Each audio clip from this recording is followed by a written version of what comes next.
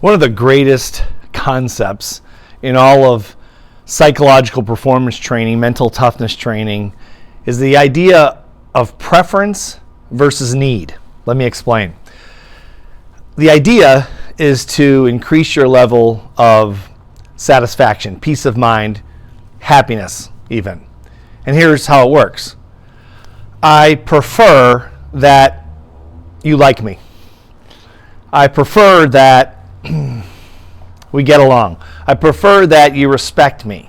I prefer that I have harmonious relationships. I prefer to make more money than I need. I prefer to live where I want to live. I prefer to drive the car I want to drive, have the things I want to have, do the things I want to do every day. I prefer.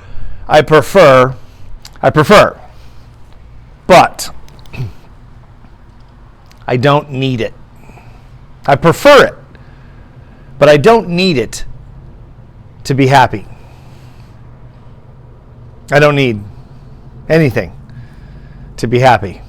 Oh, I'm not talking in the first person, by the way. I have not mastered this concept. Don't be overly impressed. Okay, I'm just saying I'm delivering it in the first person, but it doesn't mean I've mastered it. I have not by any stretch of the imagination, but it is a wonderful concept to consider.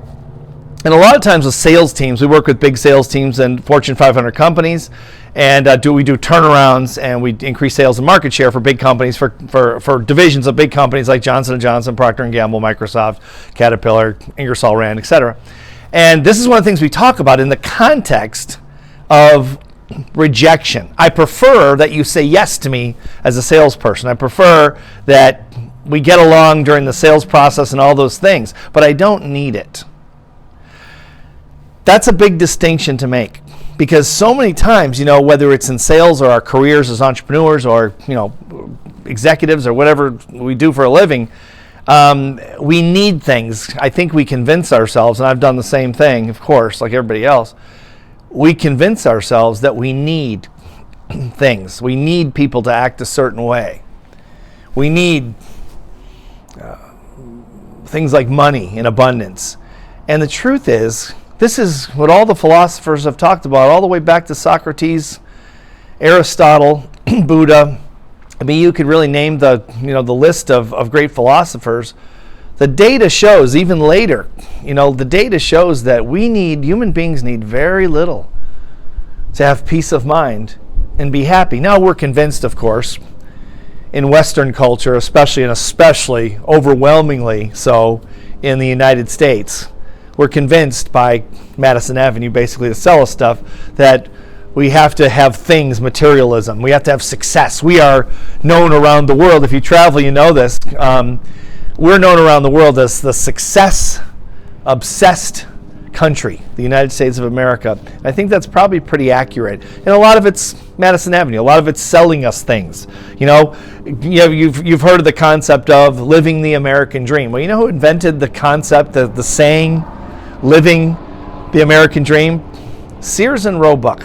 Back in the day when they manufactured the first houses that the average person could afford. They were pre-constructed homes, and they were relatively inexpensive. And that was the marketing campaign they kicked it off with. Live the American dream. What is the American dream? Home ownership. Well, if you've ever owned a home, you know that while it is a nice thing, it's not an asset. It's a liability. It's very expensive to own a home. And so is it the American dream? I don't know. I suppose Sears and Roebuck said it was, and that went pretty well for them. But sorry, the train is going by here. We have the train right outside the mansion property here. Goes by 17 times a day. So sorry if that's kind of loud. But they got to sound the horn during every opening. Every time there's the cross street, they have to sound the horn. That's the law, apparently. So we hear that a lot. Although I hear it all the time, and I don't really even hear it anymore. But anyway, going back to it. So think about your own life with this preference versus need, and ask yourself, when you want something, when you're chasing something, like a goal, or maybe it's a person, maybe you're trying to marry someone or date someone or see someone or whatnot, or it's something it's a personal goal, something like weight loss or trying to sell more things or do better in your career or maybe better with your kids or your spouse or whatever it is. And ask yourself this critical thinking question. Do I need it to be happy?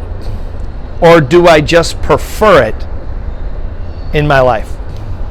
Preference versus need. Because I think what you find is when you really start working that out with major things that maybe you're frustrated about, like you haven't achieved a goal and you're frustrated about it, like we all get sometimes, because you're so focused on it, it just keeps eluding you, it's just evasive, and you get frustrated. Ask yourself the question, do I prefer it or do I need it to be happy, to have peace of mind? And again, the data all shows, especially 20th century data and going forward in the 21st century, the data shows human beings need almost nothing to be happy. They have to have their mind right? You've got to have your head right. To realize that you prefer it, you don't really need it.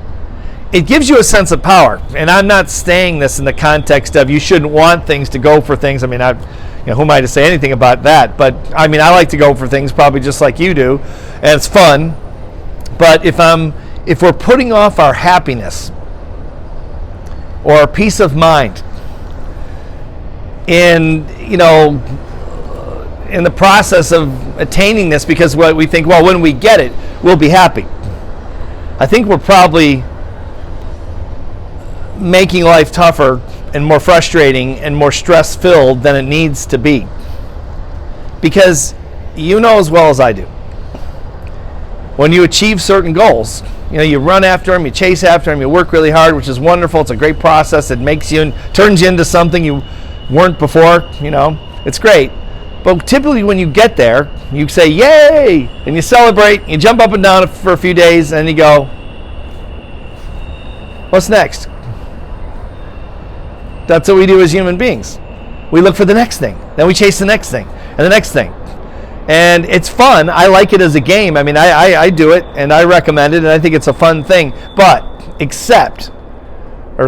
the exception, I guess I should say, if we're waiting for it to make us happy, if we're waiting to achieve that goal, waiting to be with that person, waiting to drive that car, to have that ring, whatever it is, if we're waiting on that for our happiness, I think we're probably thinking in a way that is causing undue stress and in a sense of a lack of fulfillment when we already have everything we need. It's something to think about. Again, I have not mastered this and do not claim to be a master of this process, or for that matter, any process in the mental toughness sort of area that I speak about and I've written books about. I do book signings all the time, or I did before COVID. Did book signings all the time, and people would say, how long did it take you to master all these mental toughness things? I'm like, you got to be kidding me. Just because I write about it and talk about it doesn't mean I can do it.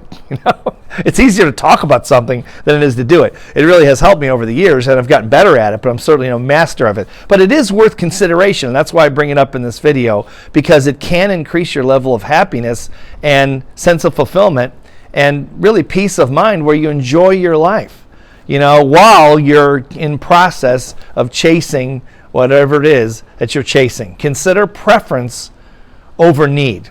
It's something to think about.